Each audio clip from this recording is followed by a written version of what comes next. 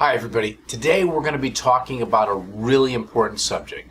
You're going to notice my energy level is going to be a little bit more toned down during this presentation because I think this is a really important subject, okay? And I want to take a little bit of time to go through this subject because it's going to affect everything in your life. It's going to affect your health, it's going to affect your weight loss, it's going to affect your nutrition, it's going to affect your satisfaction, it's going to affect your interaction with other people. So we're going to be talking about mental health, and I want to talk about the first step to mental health. What is really important for you to focus on? How can you get started if you don't feel well, or you're trying to do something different with your life? You're trying to improve yourself, you're trying to succeed in your business, you're trying to get healthy, you're trying to lose weight. You have to have your mind engaged in this in order for it to work. And in order to engage your mind, you have to feel better, good. You have to pay attention to your mental health in order to be able to pay attention to your physical health, your financial health, your family. All of these things all are involved in your mental health. So why is this so important? Well, being happy, satisfied, motivated are what keeps you engaged and healthy in life overall and keeps you successful for your whole life. I mean, not only are many people burning out on a day-to-day basis and suffering from not having the happiness, the joy, the satisfaction out of what they do on a daily basis, they find themselves struggling even at home with their families, with their spouse, with their loved ones. They're struggling in their business, and they're burning out on a regular basis and feeling like there's not a lot of hope. And this is something I run into a lot with people who are trying to get healthy or lose weight. They've tried so many times that this becomes a source of additional stress for them and can affect their mental health as well. In fact, it's so common that it's estimated right now that doctors even have about a 40% burnout rate. Now, some people say that that's because they're overworked, and other people, my experience is that it's not just overworked. There are people who are extremely happy and extremely satisfied and extremely motivated who are working super hard, and you're like, how in the world can you do this? And there are people who are hardly working at all, they're still making a good living, and they're totally dissatisfied, and they're depressed, and they're just unhappy. So it's not about how much you work, it's what is overall happening in your life. Are you getting appreciation? Are you feeling like you're making a contribution?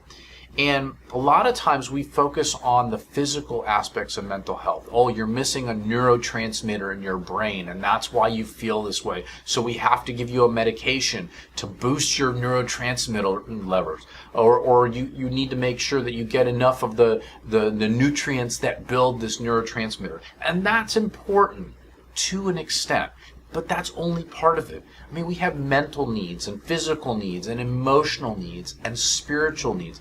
I mean, if we don't take care of our heart or we don't take our spiritual side, these are all components of our overall mental health. So we have to do that. We have to pay attention to those things overall. So one of the first things I always tell people when they're trying to figure out how do they become more happy, how do you become more satisfied, okay? And I want to be really clear on what I mean by the difference of those, okay? So satisfaction is that the things that happen in your life make you feel like you are achieving something, you're successful, you're getting what you need. Okay, that's satisfaction, and satisfaction is much more durable than happiness. Okay, you could get you think about your kids. Okay, they can get a good grade on their report card, and they're like happy, right? And then their goldfish dies, and then they're sad, right? So it changes just like this. But satisfaction is something that is much more durable. They know that they put in an effort and they got this grade on their report card. They know that the effort paid off, right? So it's not just that fleeting moment of happiness. It's much more durable and long term. But both of them are important. It's good to have that that happiness every once in a while, but you also want to have the satisfaction. So even at those times where emotionally you might be at a low, or there's something stressful or something that doesn't go your way, you're still satisfied with overall how life is going. Okay, so that's really an important distinction. Excuse me. And a lot of people are lacking in that satisfaction. So happiness, satisfaction are really, really important. The second thing is when you focus on yourself, if you focus purely on your happiness or your satisfaction, I'm sorry to tell you, you will never achieve it. Okay?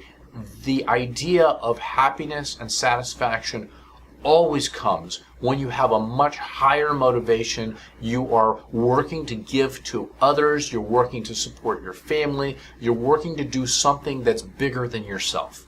So if you're purely focused on you, you will never be happy.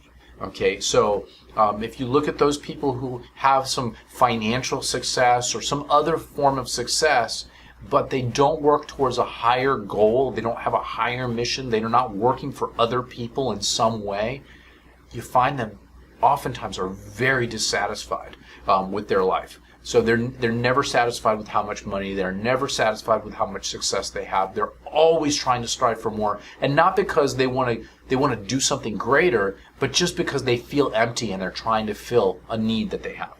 All right, so the second part is when you're trying for any kind of success, it has to be principle based. When you're trying for health or nutrition, there has to be principles behind it. There are no shortcuts. You cannot cheat your way to successful health. You cannot cheat your way to weight loss. You cannot cheat your way to success in business.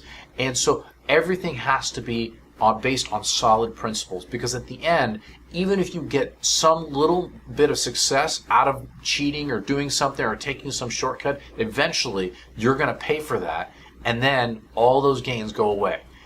And if you haven't based it on principles, then you're going to feel lousy, and it might cost you a lot more than you got out of it. All right, so those are some of the basic ideas behind when you think about your mental health. You have to be looking at what are you offering, what are you doing for others, what is your higher principle, what is it that you're working towards to make the world a better place, make your family better, make the people in your community better, make people at work better, or how to make the environment better for everybody around you. So that is one of the most important things that you can do to take that first step towards mental health and potentially succeed with anything that you're going to try to do. And the second one is make sure that it's based on principles. Okay, so the keys to better mental health are, they're simple, but they're not easy. Okay, because everybody gets focused on shortcuts. Everybody gets focused on themselves, their discomfort, so much that we forget some of these important, simple principles that are behind it all. And that's what makes it hard. Okay, but if you continue to remember that, you continue to think about those things, it will always kind of bring you back in line with what is going to make you succeed, happy, satisfied, and motivated overall. And ultimately, the motivation that you've probably been looking for to get healthy, stick with a nutrition program or an exercise program or lose weight, that motivation comes when you marry together that mental health, those principles of mental health, along with action. And that action, along with principled thought, will lead you to advancement and success, and that success is what's going to fuel that motivation to keep going on and on and on.